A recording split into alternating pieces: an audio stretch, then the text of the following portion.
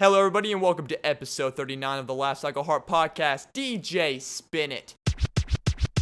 Cycle Heart podcast. You are listening to the Last Cycle Heart. You are listening to the Last Cycle Heart podcast. What is up, everybody? How's it going? Woo! I am feeling great. I'm feeling victorious. I don't know why. I'm in a very good mood today. There's nothing really that specifically happened. I don't know. I feel like I just need to bring more energy to this podcast. The past two episodes, I have nothing against episode 38 or 37. They were great. I feel like I was very informative. I was putting it in there, but I just feel like it's been, not as fun. Like, I've had more fun podcasts in the past, and I have been busier, and, being a part of the church, and getting baptized and having all these things, personal things going on. Of course, those are going to run on over to the podcast and see when I'm going to be able to do them on Tuesdays or Fridays, or what attitude that I bring to them or energy. But episode 39 is different. I am setting, it's summer now. It is absolutely summer. And it didn't click in until I got done with the episode 38. I was like, you know what? It is summer. It's supposed to be fun. People are out of school. They're out of college. They're going to be doing fun things. And why can't the Last Cycle Heart podcast reflect off of that as well? It's fun. It's summer. Okay? So what is episode 39 of the Last Cycle Heart podcast dedicated to? Can you take a good guess? Why is there a seam in my shirt? Is that a new style? Is that a new trend? Did he find that off the internet where there's a new, person who makes shirts that have big old seams through them? No, it's not. It's homemade. I put it together. It's because episode 39 is dedicated to the season of men in crop tops. Ooh! Let me get this off. There you go. Men in crop tops. Look at this. This is in my glory. This is an old t-shirt that I think I've had this since 10th grade, maybe, somewhere in there, and I found it in the bottom of my drawer, tried it on the other day, and it didn't fit, so I was like, what next? Make it a crop top. I've been seeing it. Has it been a trend lately? I don't know if you've been catching up on it, but it's been pretty serious stuff. There's guys that are all trimming their shirts, and they're making this whole summer dedicated to crop top season, and I'm all for it. So bask in the glory of the crop top. Woo! I'm feeling great into it. It feels flowy. Is this why girls like the crop top so much? Because it's just you feel like you can move around more. I feel like a shirt holds me back. But now that I've turned it into a crop top, I can kind of move around to be more, I don't know, just really use my hips a little bit more. I have a little bit more just float in this chair. Speaking of the chair, it's a brand new chair.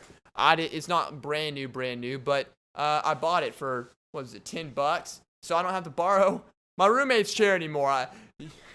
Dawson Eaglehart has his own chair to sit on for the Last Eaglehart podcast. So now I don't have to borrow anybody's stuff anymore. It's gone. It's out of here. But man, I don't know. Did they wear crop tops back in the 80s? 80s, is that really big for crop tops for men? We have to look that up. I'm just going to go for it, and we're going to have to explore this when crop tops were a big thing for. When was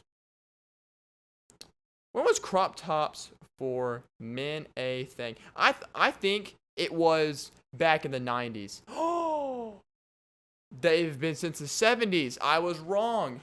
What has, since the 70s in the United States, men have not had the same legal restrictions placed upon bearing their navels as a woman. I don't know why it became a thing. Why is men wearing a crop top even a thing?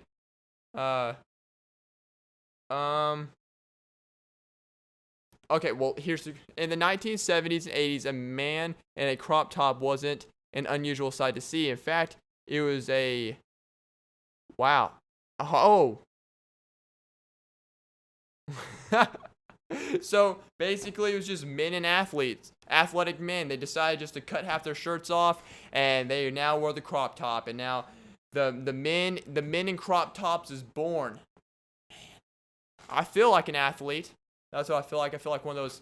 I feel like I'm just gonna go out there in the 70s and just imagine, because I just saw a picture of one of them. It looks like something like this. Just imagine me going out on a field in a crop top, and they wore the short shorts too. I mean, everything was shorter back then for men, and now slowly it has become longer and baggier over time, at least. But feels so flowing to pull this out. I was actually very tempted to cut the shirt a little bit and put little flannel, little strings or whatever, little flowy stuff all around me. But, I was like, too much effort. They get the point. They get the drift. But if you listen to episode 38 of the Last I Go Hard podcast, you would know that I am now a full-time bike rider. Okay? The car's gone. I do not have a car. And I enjoy bike riding, honestly. At first, I didn't think I would like it. But now, I'm kind of addicted to it. And I'm not kidding. It's actually really fun. It's very, I don't know. It's very good for me for stress and anxiety. And it's not like I have a lot of it, but it's like those days that you just come home, or I just have built up energy. Like, I don't know how to settle myself down very well. And it's just nice to go home after work, a days of work, and just be able to bike ride home. And the thing is, though, is a lot of people look down on that, especially around where I live. That you don't see many people who bike. The people who bike are either 65 and older, or they're people that have not made really good decisions with their lives, and they have to bike around. I think I'm more of a blend, honestly. It's not like I have not made great decisions in my life. It's just, I could get a car now. If I really wanted to, I could get a car. But I want to save up a little bit more. I told myself I'm setting a goal the whole summer. I'm going to go the whole summer without a car, without a vehicle, just so I can scrape off some of this debt, and so I can just, also, it's just nice because after paying on a car for so long and getting rid of it and realizing you don't have insurance anymore and a car payment, and you're just like, man, this is so freeing. I get to put that in the savings account. It's nice. But I think there is a sense of a culture, particularly around my area of Conway, that looks down on people bicycling, that people who have a bicycle. I think it's looked down or frowned upon. I don't really think particularly on the college campus, like my roommate was talking about how on the college campus you see it a lot. Well, yeah, on the campus, but outside of it, I have not ran into anybody that's my age that bikes. I just have not. I mostly see older people. And I've seen a few homeless people ride around on bicycles, but other than that, I've not bumped into another younger person, and I bike every day, no matter where it is, and I bike usually the same routes, but it just seems frowned upon, because at first I was kind of nervous just riding my bike everywhere because of getting looks. Now I'm like, I don't really care. I never really cared to begin with, but there is that sudden initial feeling, like when you know that you're just riding a bike around all the time. You're like, man, am I going to be in people's way or whatever? Because, okay, the other day, I was riding my bike, and the other day I was in someone's car, and they were driving me someplace, and there was a person on a bike in front of me, in front of us, and it was an older gentleman, of course, and he was taking up basically the whole lane. I'm just saying, I know that I don't look like that, but if I ever did look like that, please just open your side door and respectfully just press on the gas, give me a little slam to the back with your door, and then close your door, and as I fall down, I'll realize to get out of people's way, because I think it is it's just complete just disrespectful just to be able to bike around and have somebody and you don't have any care in the world for the people that are around you. In saying that, though, I don't really care about looking like that, but I feel like I have been at stoplights, and I've been behind cars. I've been getting looks. There was a person that was like right beside me. They were just shoving a quarter pounder down their face, giving me nasty looks. Like these big people. Oh yeah, people that are lazy or whatever. They don't get much physical activity. Yeah, we know this group, and they were giving me looks like, oh my god, I got a person on a bicycle. Like, And I'm just telling you, that is just as much a shaming as the other way around, me shaming you for eating that quarter pounder and shoving that down your face like it's nothing. I think the reverse side of it is trying to shame me for being physically active. That's a bunch of bull. And then also on top of that, I noticed that there's not enough young people my age doing it. Honestly, like even if I get a car in the future, I'm gonna bike sometimes. I've seen the gas prices. I'm not paying for that. Holy cow. I remember back in COVID, filling up a tank of gas was like back in the glory days. I mean, of course, like, primetime COVID, not a lot of people think it's the glory days, but I did because people drive to work all the time. I wasn't sucking up unemployment. I wasn't, I just had to go to work. I just had to go to work. But then what ended up happening was like, it was like when I was in Austin, it got down to like $1.20, something like that. It got like down to like 140, something. It was something outrageously low, and I filled up my tank for $25. Now the car that I had, I'm filling it here. It takes me $40 to fill it up, all the way. It's ridiculous, and I was like, actually can't wait to get rid of this car now, even more because now gas prices, so I don't have to worry about gas or anything. Car insurance, car payments, or gas, I don't have to worry about any of that. But I think people who are on bicycles in this day and age, especially around in my area, okay, I think bicycling needs to be promoted more. It needs to be more out there. It needs to be more supported by, I don't know, we have these protests, okay? And we protest causes and we have feelings. And I feel in my area we need to have some sort of a protest, some sort of gathering of people, of young people, or people of all ages. We're not just going to discriminate here. People of all ages. Of course a 65-year-old will join in, but no, we need more backing. We need the young people of this generation to come in, and we need a bicycle rally. That's what we need. We need a bicycle rally and start chanting and, make us known. Make people of not looked down upon and frowned upon and discriminated against and looked at weirdly because you're on a bicycle, okay? Just because you're on a bicycle does not mean you're privileged, okay? You either go to the point where you're like, oh, they're privileged, all right? They have time to ride on a bicycle, or you just think they're completely disadvantaged and they have, they've made some bad, awful life decisions, especially for young people, okay? If you're young and riding a bicycle around everywhere, you're not going to be looking good at it, especially around in my area. I don't know about other cities. This old guy came up to me and told me that there was people, that were on bikes everywhere in Denver, and you looked weird when you weren't on a bike. But here, we need to make some changes. We need to make some changes, okay? I'm talking Bike Lives Matter. Hashtag BLM. I know. Saying that, it flows in with another group of people, another group of protests. But the thing is, though,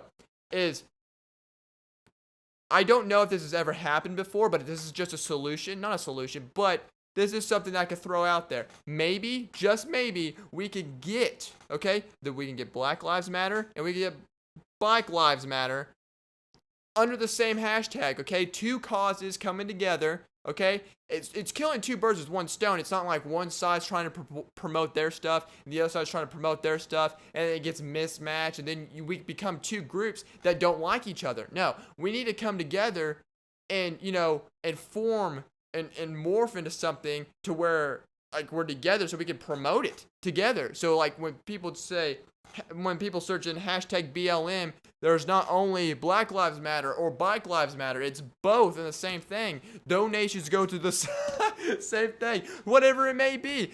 I'm just saying we can combine here. I don't know who's head of Black Lives Matter. I don't even know if it's what's it called? Like when you can't use it. I don't know if it's copyrighted.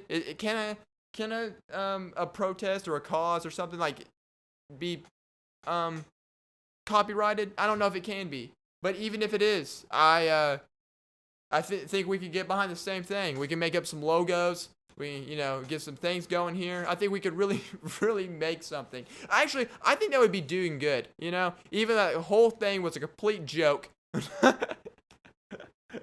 Joining causes. You know what? I'm just gonna take the. Even though that was a complete joke, don't take it seriously.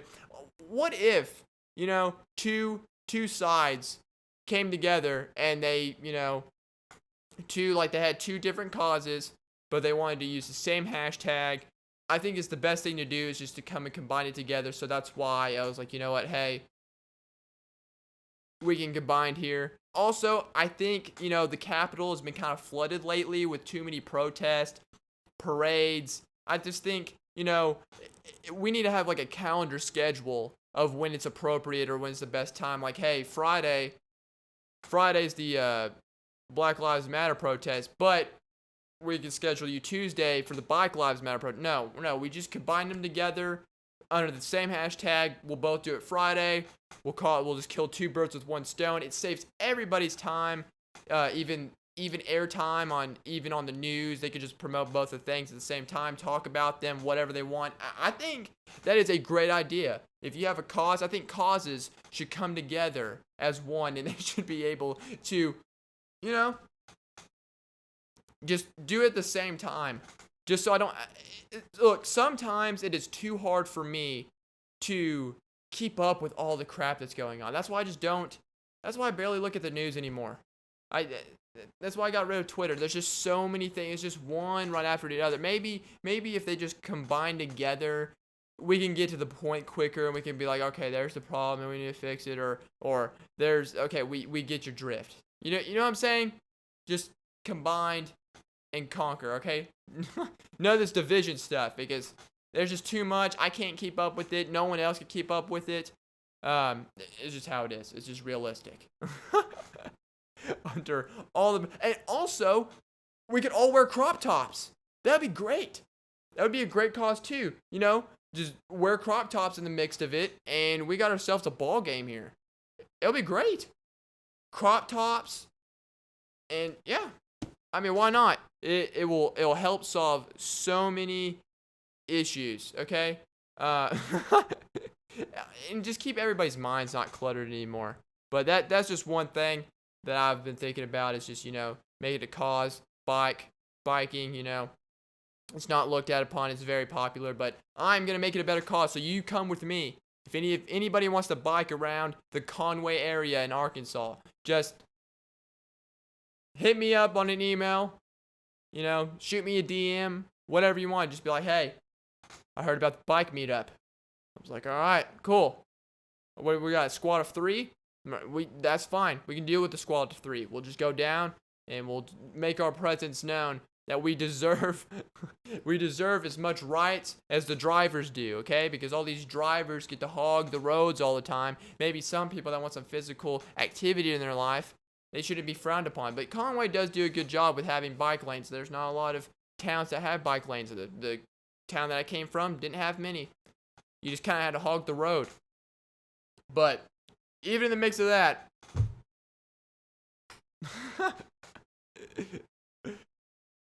bike lives matter. I'm just saying. Bike. Oh my man.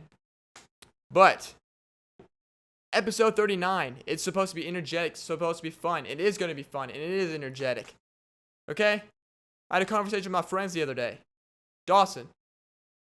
They asked if it was one Olympic event that you would like to, partake in, that you think you can take 4 years out of your life to do and perfect it and go into, which one do you think you compete to get the gold medal in? And I said, with the most upward confidence, I said, give me 3 months. Give me 4 guys, a coach, in 3 months. I can get you a gold medal in curling for the USA. I'm just saying. Put that out there. We'll all be in crop tops, of course. And I don't know why curling can't be in the Summer Olympics for that matter.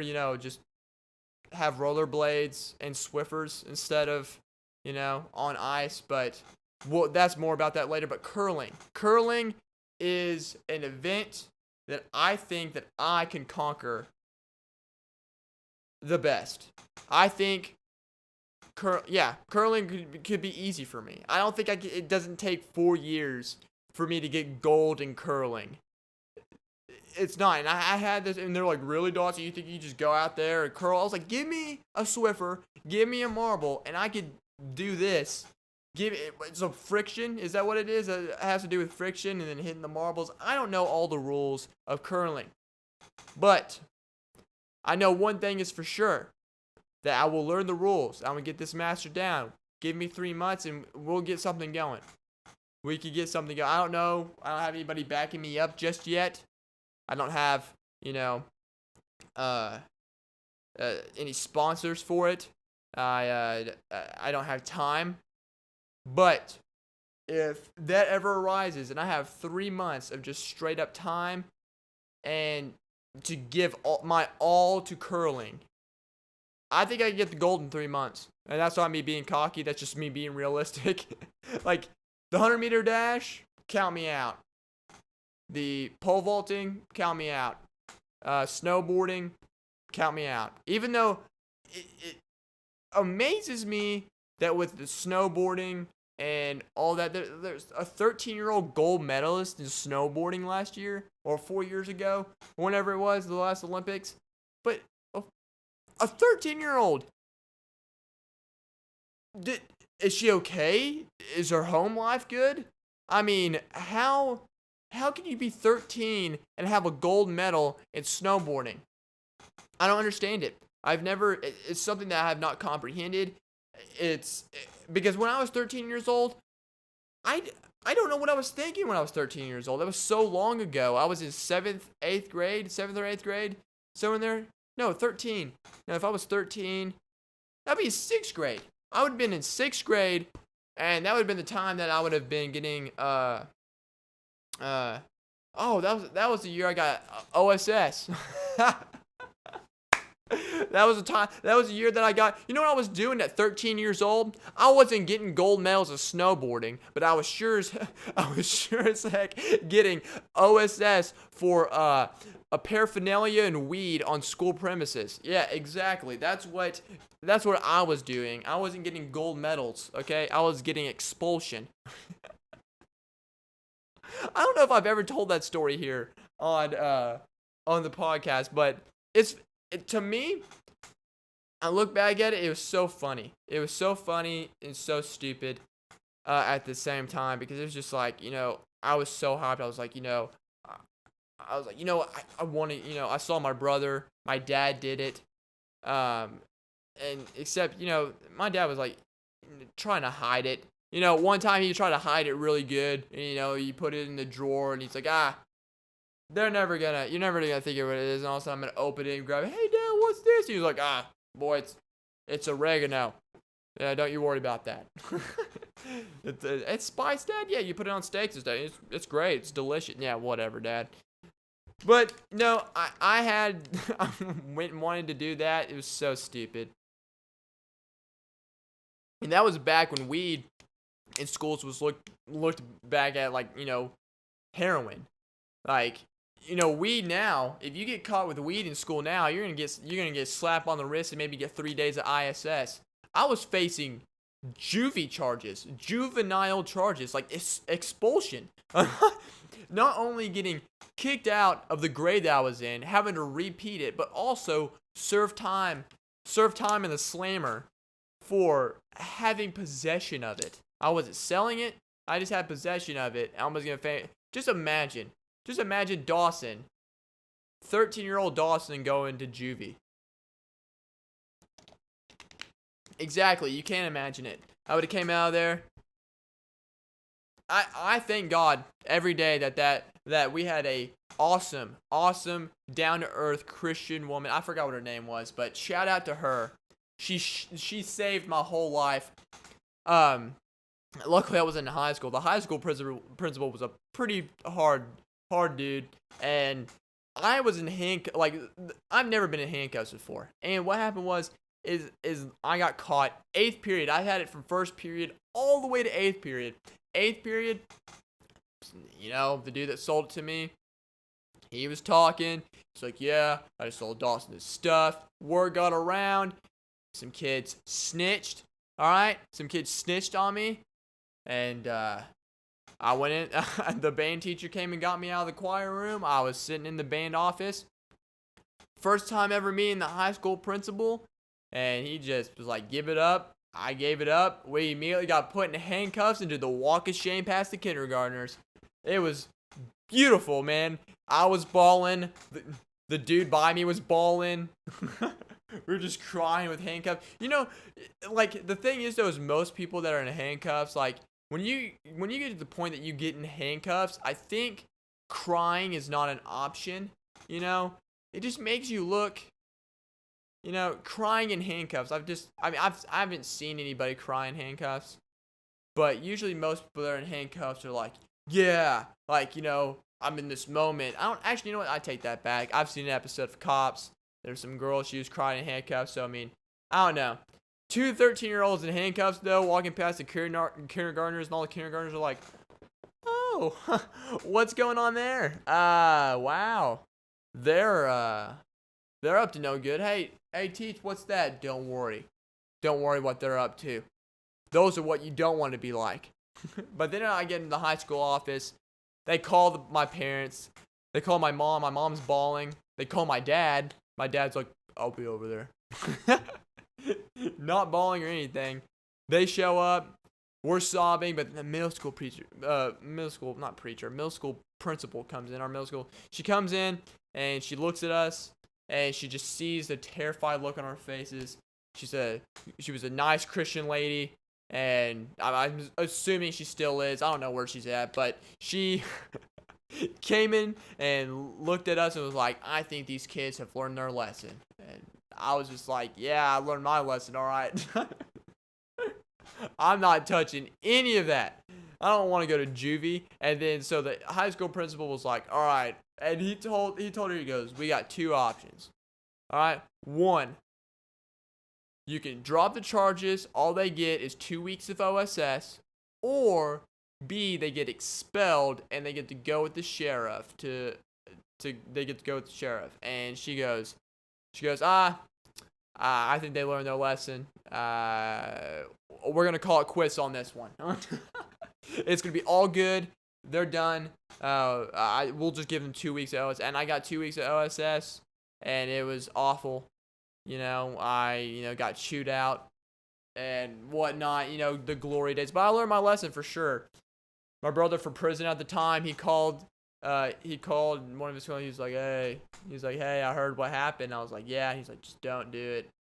He's like, don't do it. He goes, go down the road that I did. Ever since that day that a person that was in prison said, don't go down the road that I am, I was like, you know what?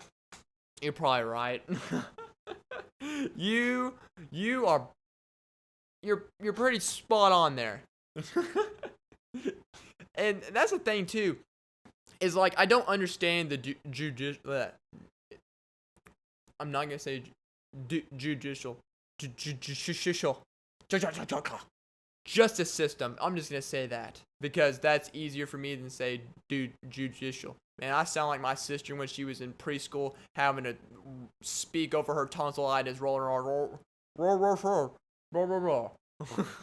How did you say World War II? And we all bust out laughing. Anyways, I don't understand the justice system when it comes to stuff like that. It's not like, of course, I'm not talking about like drugs or like getting charges, but I'm talking about in the instance of like being in prison for a long time and then they expect him to come out of prison completely normal. Like, you've been in here for 10 years. Now it's time to come on out and experience normal life and freedom. Really? For the past 10 years, they've been told when to wake up, told when to go to bed, told when to eat, told when to go play outside, told when to take a shower. They have literally been told what to do and commanded what to do the whole 10 years. And you want them to come out of prison and become free men and become like, no, that's a little, I don't understand that logic, because one time my dad and I, that was a long time ago, but we went and picked up my brother from prison. Yeah, he was getting out. He was in there for 6 years. 6 years he was in there. And they expect him to come out of prison, into the daylight and be like, all right, cool, I'm going to get a job tomorrow. Where's the nearest Taco Bell? And it's just, I don't know. They expect him to get a job and conform to normal life, but yet, with their felonies and stuff, a lot of places won't hire them and yada yada. There's just so many things that are messed up.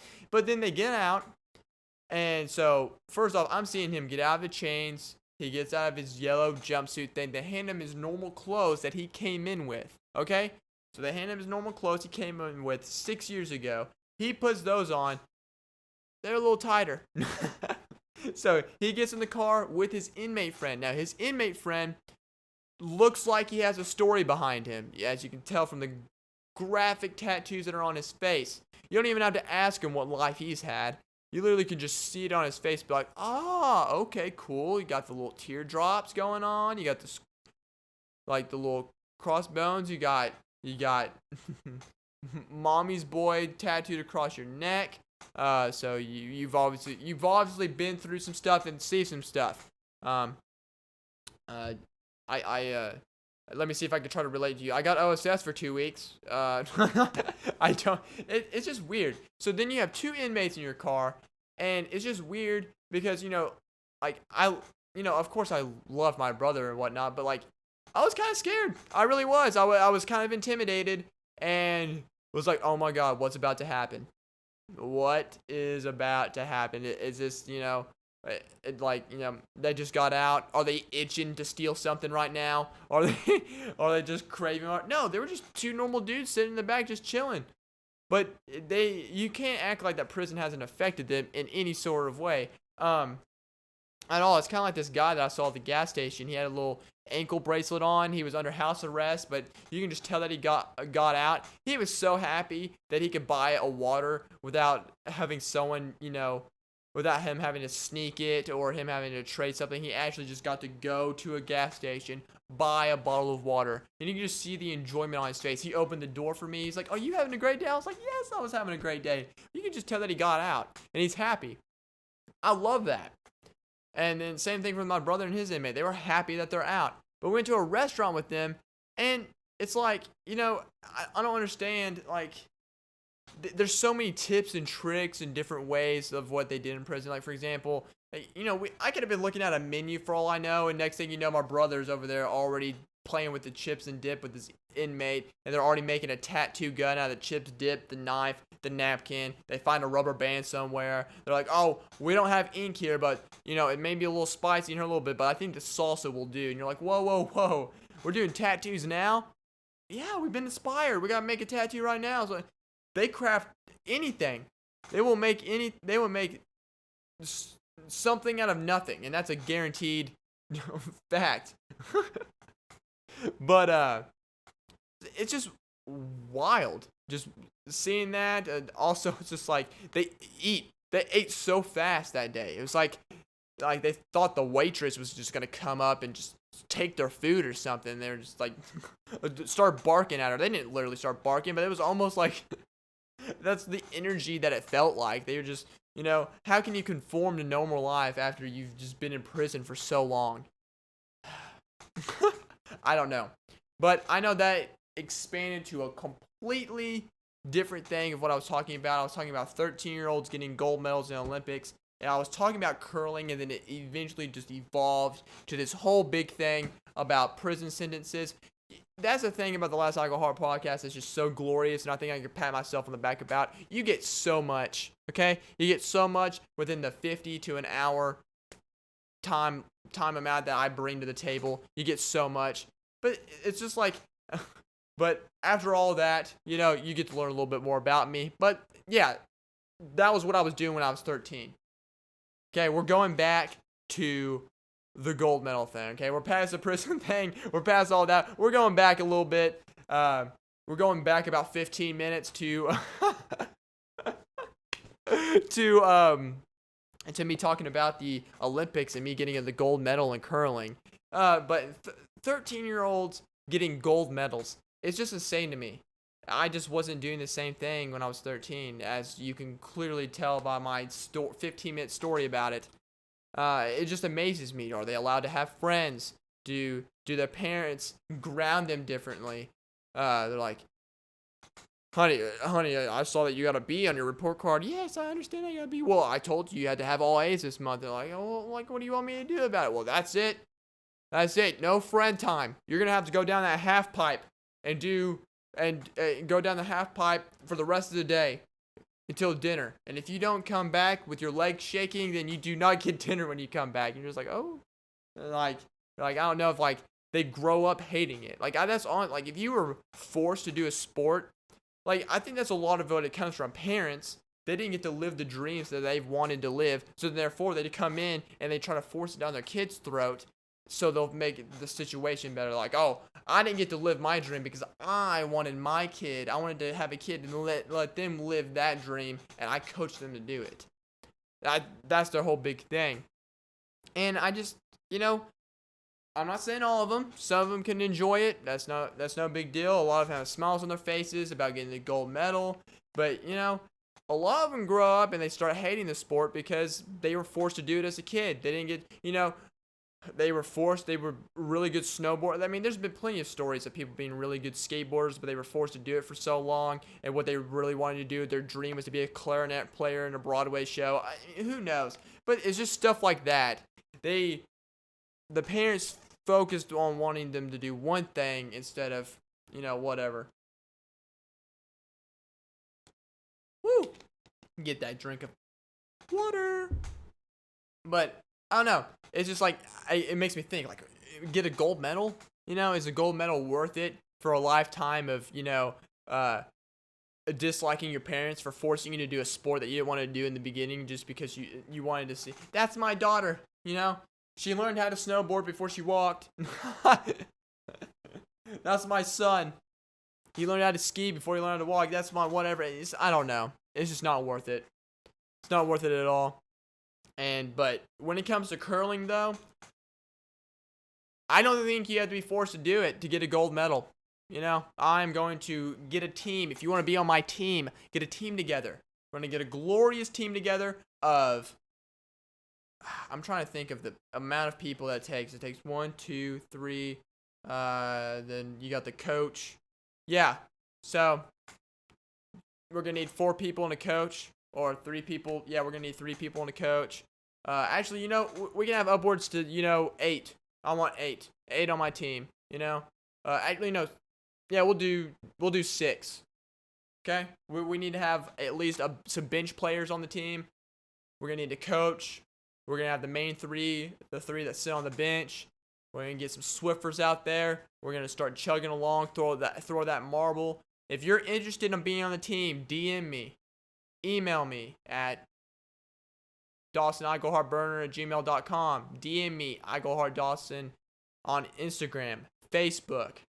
Don't do it on Twitter. I don't have Twitter anymore. Don't do it on Tinder. I don't have it. Don't do it on Bumble. I don't have it. I promise. Oh, man. But yeah, that was one thought that really came up, was the curling thing. And we can do it in crop tops. So we can make a new trend together. That's the whole point, is making a whole new trend of crop top. That's what we'll call our team. The crop top curlers.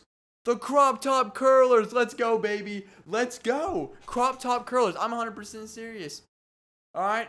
Now it's during COVID. The COVID crop top curlers. The crop top curlers.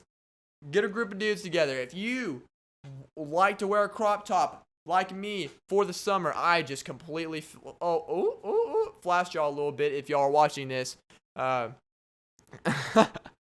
If you're just listening to this, you probably felt my presence. But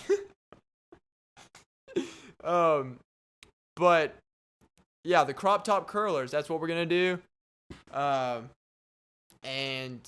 Practice is gonna start whenever I get a team together. 6 people, that's all we need. 3 months, 6 people, 3-month dedication. We're going to be in the Olympics in 4 years. But we'll just play around for the 3.5, and then the last like 6 months or 3 months or whatever, we'll really get serious right before the Olympics start. Try out, make it, and put USA on the map. Crop top curlers, let's go, baby.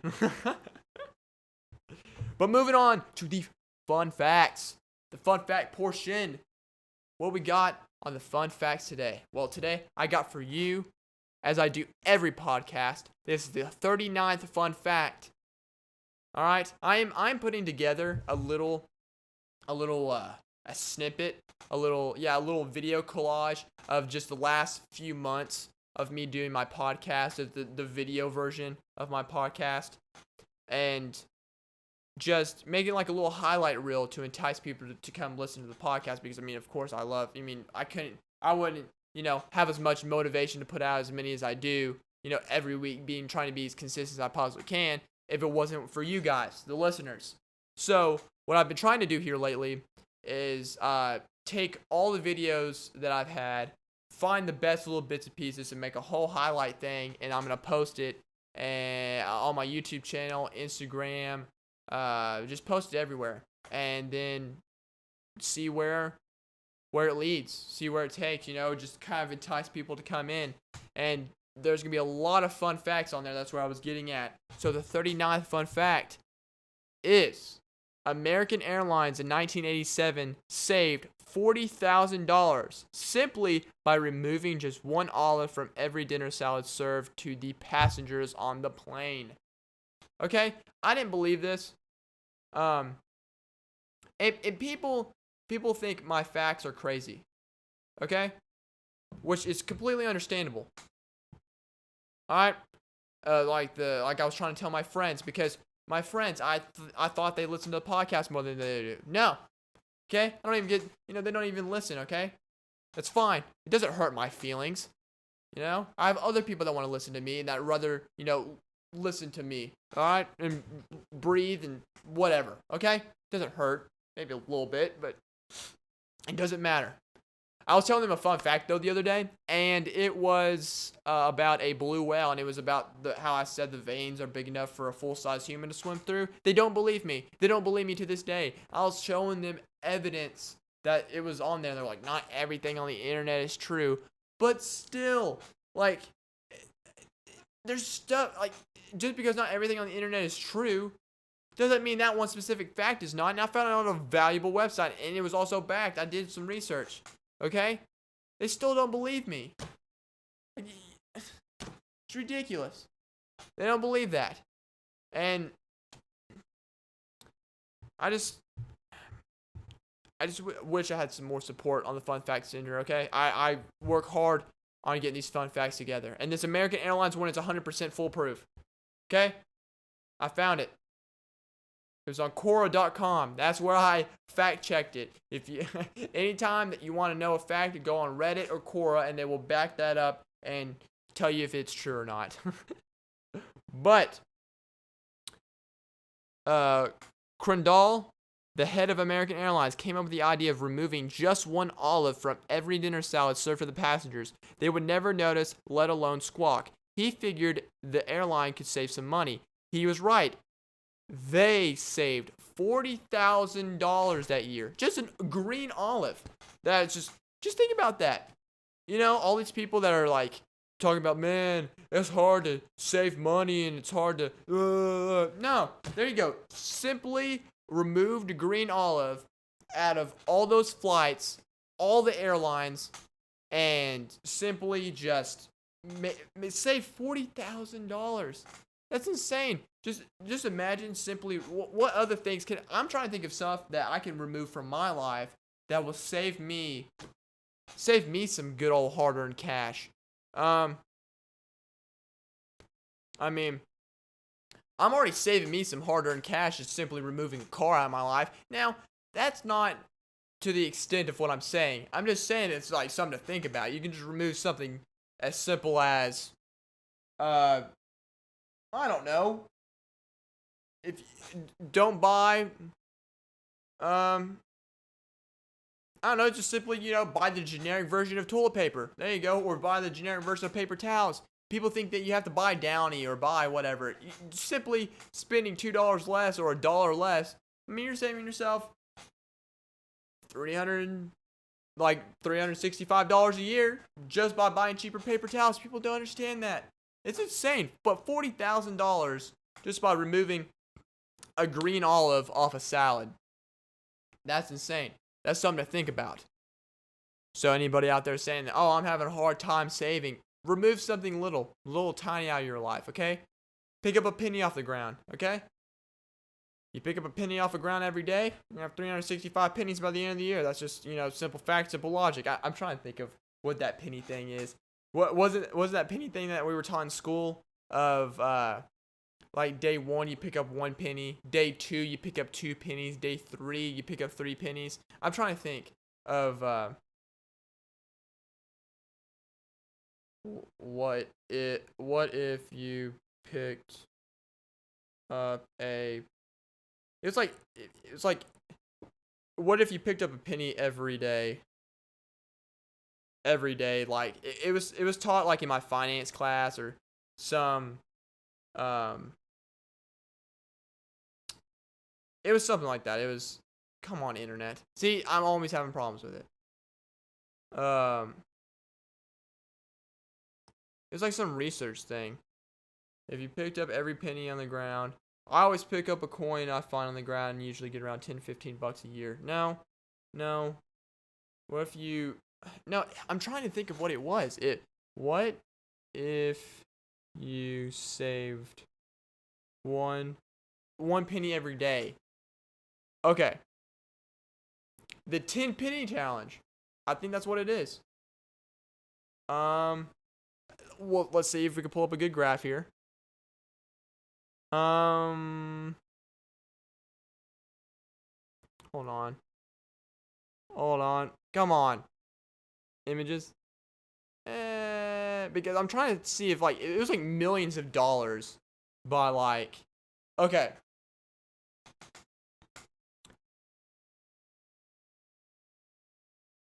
Hold on, week 1. I guess you pick, I don't know, you pick a savings goal. A penny. It's like, okay, here we go.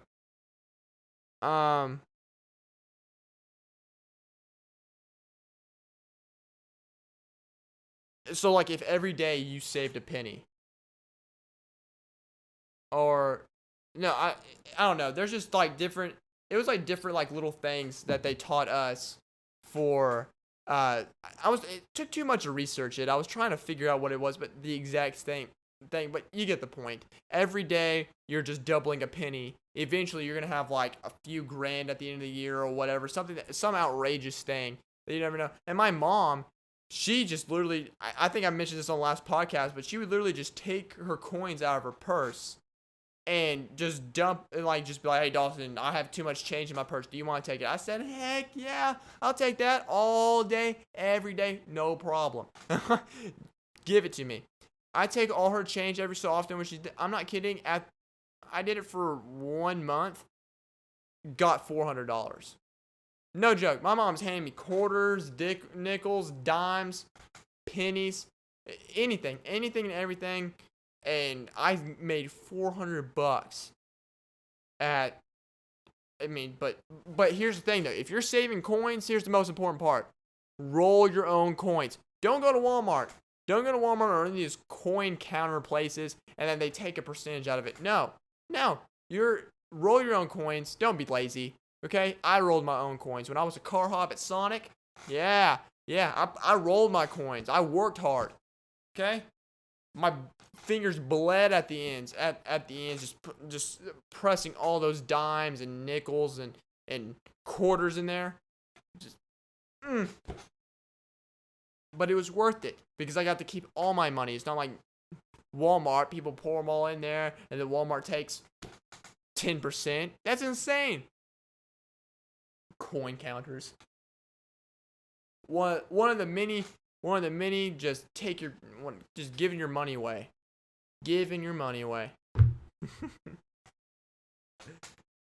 But I have a I'm bringing back videos. I'm bringing them back. That was a fun fact portion. I hope you enjoyed it, but I am bringing back the videos, the YouTube videos that I find, or just videos in general, but I'm not going to show them. I am not going to show them out of the basis of, number one, I need to find shorter videos, too, but I also need to find more interactive videos, and that's what I've been trying to do. Also, in the meanwhile, I'm not going to show them because I'm tired of being copyrighted.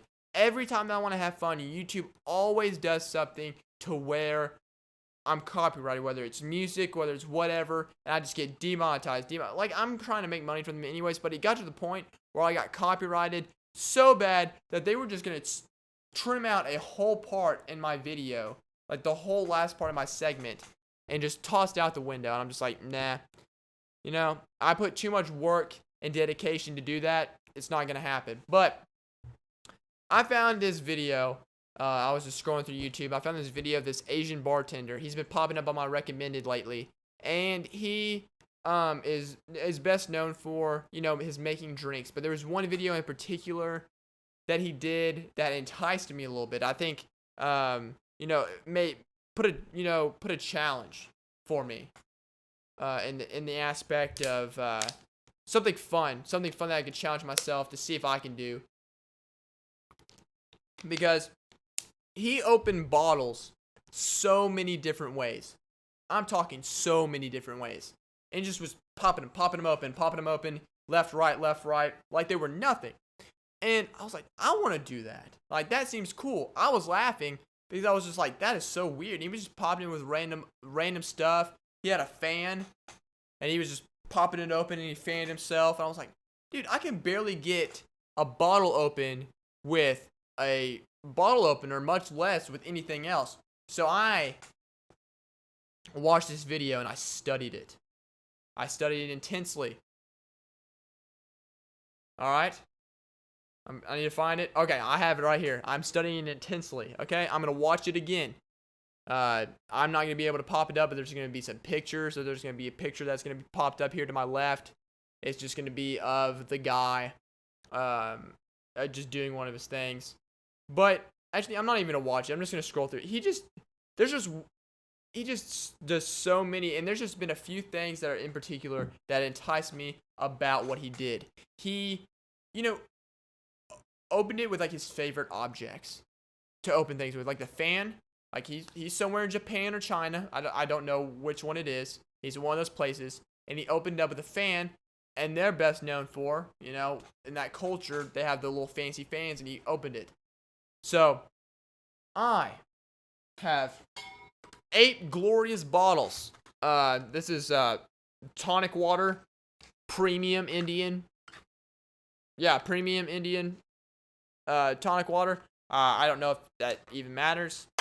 I just found the cheapest, closest thing that I could find of being able to, you know, that has a cap, little ball cap opener on it, so I can, you know, try this out. Put that right there. But I have 8 of these things, so just in case if anything goes wrong, number 1. Number 2, out of the simple fact of, like, I don't know if this is going to work out very well. I've never done any of these things. This is the first time that I've done anything with it. But I'm going to have a video of me trying these out over here maybe. If I don't do it good here, if I don't have some good ones here, they're definitely going to be me afterwards up here in this corner. And it's just going to be me popping them because I practiced and I took some effort into doing this. But I want to learn how to open these like in a cooler way. Especially now that summertime's around, and it's just, you know, summertime is the season of, you know, cracking the bottle caps open. And plus also, I prefer to have a Mexican Coke to a regular American Coke. But before we get into that, there was also another video that enticed me. It was a video of a guy. The picture may pop up here. I don't know. I always have to feel like I have to, you know, let that know. There was a video that I also saw of this guy, and he was proving his manlyhood, and he didn't open it off the tab. He just took the metal aluminum rim on the side of here and ripped it like a complete beast he is, and like And then I saw some, scrawny guy do it, and he was like, oh, let me see if I can actually, and he gets his nail, and he does it. And I was like, hold on. If this scrawny guy can do it, well, nothing like 127-pound crop top dude doing a crop top. And, it makes it even better that I'm in a crop top. But I'm going to go ahead and try this first before I try that. Because this is only one thing. And if I've never tried this. This is going to be first. The people that are not watching this, go on YouTube and watch this. It's very interesting to see if I'm going to be able to do it. I kind of feel like I can get a grip under it. I'm not 100% sure, but let's. Okay, hold on. I'm starting now. I'm trying to. Hold on. Let me see if I can. I'm gonna put it on my knee because the table's gonna. Oh my man, that is so hard. Woo! I feel like I'm gonna rip my nail in half. I'm gonna try with the other hand. Okay, either A, this can is going to give in, or my nail bed is going to be ruined. I'm going to literally rip my... I don't know how they... Oh, ouch. Ow. Oh, my... Oh. Ugh. Oh, I really want to do this so bad. I want to look so cool. That's my goal here, okay? I want to prove that this skinny, scrawny guy could be a part of this trend and not, okay, the guy that I watched wasn't that skinny, okay? He had some upper body mass to him, but I want to prove to the skinny people out there that you don't have to be big to open up a can cool or in a big boy fashion way. Oh, wow. Man, that is hard. I don't know if I'm going to be able to do it. I might have to try it in a minute once I give my nails a good, I think I don't know, man. Like, I feel like I should be able to, like, I don't know. It feels like it's giving, but it's not.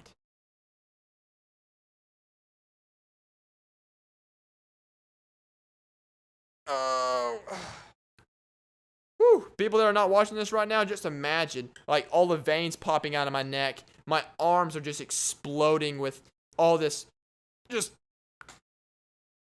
I don't know, dude. I don't think that's going to happen. I really don't know if that's going to happen or not. I'm going to have to put this to the side, or I'm going to be trying for the rest of this thing and not even get to this portion. I can at least open this bottle. All right. First thing, we're now going to the bottle thing, okay? For the first one, I didn't know this was a thing, but I wear golf belts all the time, okay? I'm an avid golfer. Also, when I was an avid golfer, my waist does not go very well with my pant length, okay? There's no such thing as a 28-34. So, I have to go like the size up or two in order to get my perfect length. I prefer it a little longer in the back. That's just me, of course. This is the inseam that I prefer. That's just me. But these belts right here, these golf belts or whatever belts, the little pull clip belts, you cut it to your length, they're perfect for me. Because, they conform to whatever, I need. It's just easiest. But they have a bottle cap opener in the inside of it. I never knew that. So, if you have one of these clip belts, specifically a golf belt, you can use these as a ball cap opener. I didn't even know that. And I figured it out one night when I was really desperate for one. So, boom. There you go. That's one down. Okay? There you go. Just, boom. That proves the point of... Let me see what this even tastes like. Oh my God. That is awful. That tastes like medicine. That really does. Who gets tonic water? Because I know my mom drinks vodka tonics. And it's like vodka mixed with the I hope it's not this stuff. This stuff is nasty. This stuff, oh my. That is, woo. Never gonna, now I'm gonna have the bad taste in my mouth. I really hope I can open up that Dr. Pepper in a cool way. So I can get something good in my mouth. Ugh. That's disgusting. But anyways, belt. That's one way to be able to open it. So, we have another one. What am I going to do now? Well, he had some like object, okay? And he took the object and he went in and he kind of just went under it really quick and kind of just threw it back like it was nothing. And I've never done that before. It's always been a slow motion. Like this even has a bottle opener on it. It's always been a slow motion. But I have never, ever experienced just being able to come in right under it and just be like, clack it together. I hope this doesn't break in my lap. If this breaks, I don't know what's going to happen. I hope it doesn't cut me. I'm not trying to do anything. I'm just trying to, I'm trying to figure out some cool ways to open a bottle for the summer. This whole thing may be a complete fail. I didn't think it through. That's why I may have something over here, but I'm going to go for it. All right. All right. I'm trying to, he comes in really fast and he just slams a little sharp object under there. This is the closest thing I could find. It's a get her done spatula from the Larry the Cable Guy grill set. It's my roommate's, whatever. But all right. Okay, cool. Okay, I don't know what. Okay, I may need some leverage. So he comes in really fast. He just goes in confidently. I got to build up confidence to do this. So, building up confidence. Ow. I just hit my knuckle. Man, this is okay. Since he is from Japan or China, he may have had to take 5 years of bartending experience before he could be able to do any of that stuff. He may have had a sensei, he may have had a whatever. I don't have any of those things. I'm just some scrawny white guy in America trying to copy the cool moves. So, just like watching a Jet Li. Is that Jet Li? Yeah. Oh my. Karate movie or whatever his name is. Okay. I'm gonna try it again. Okay. Hold on. Okay, cool. Oh! Did you hear that? Okay, I need to come in, boy.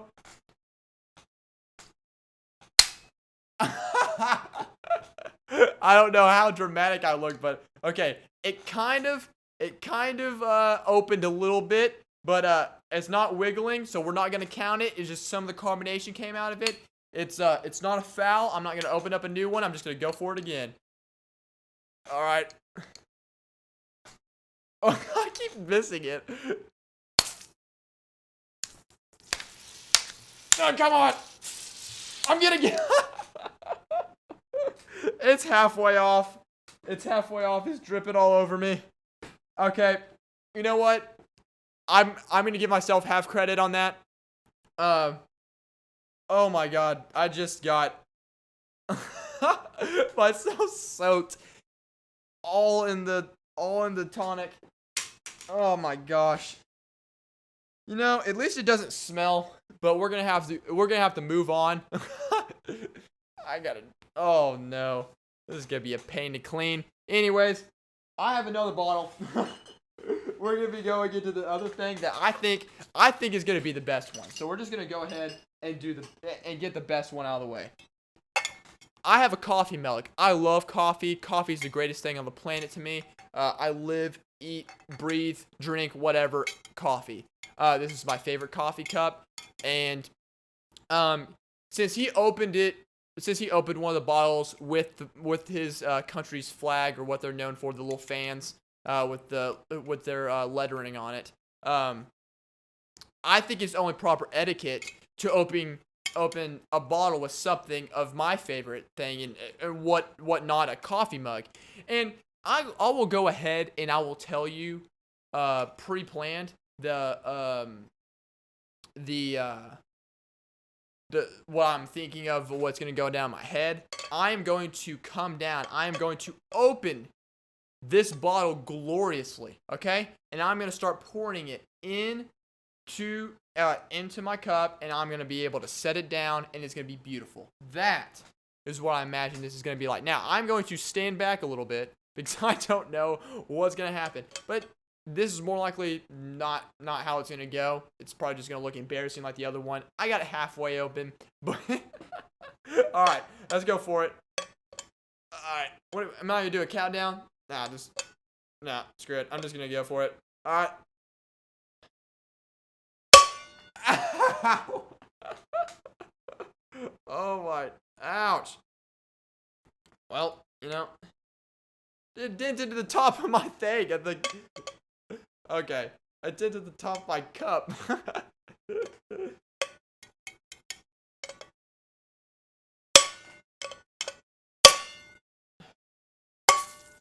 Okay, third time's a charm. Ow! I keep butchering my hand. Oh no!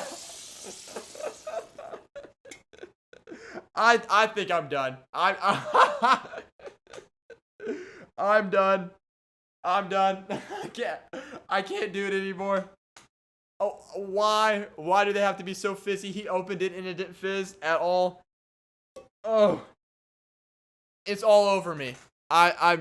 It's all over. I don't. Just look at me in my crop top of glory.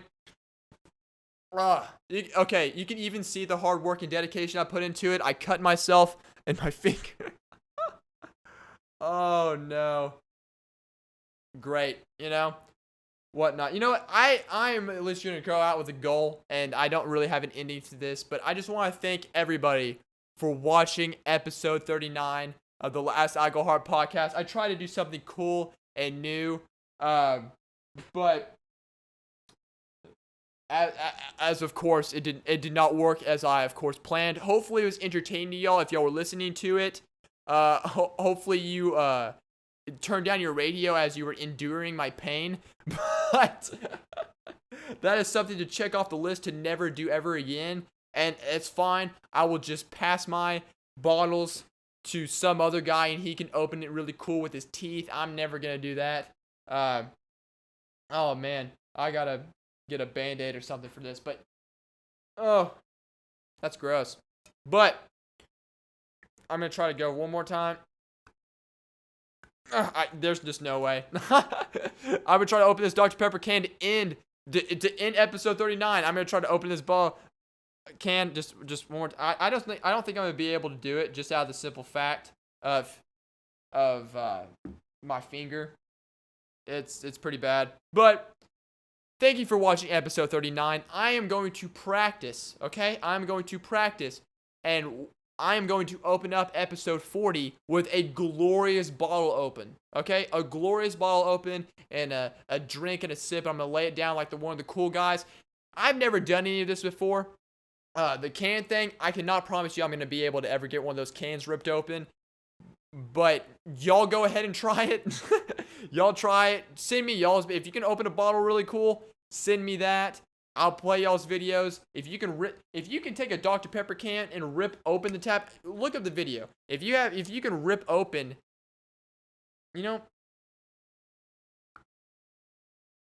I just can't. I'm not gonna rip my nail off. I'm not gonna do it. But send me one of those videos, you can do that. But everybody, thank you for watching episode 39. I'm gonna go get this cleaned up. I will see y'all next Friday. Woo! Oh! Send me y'all's best crop top photos. Crop tops for the summer. The last I Go Hard, you are. Oh no. The Last I Go Hard podcast.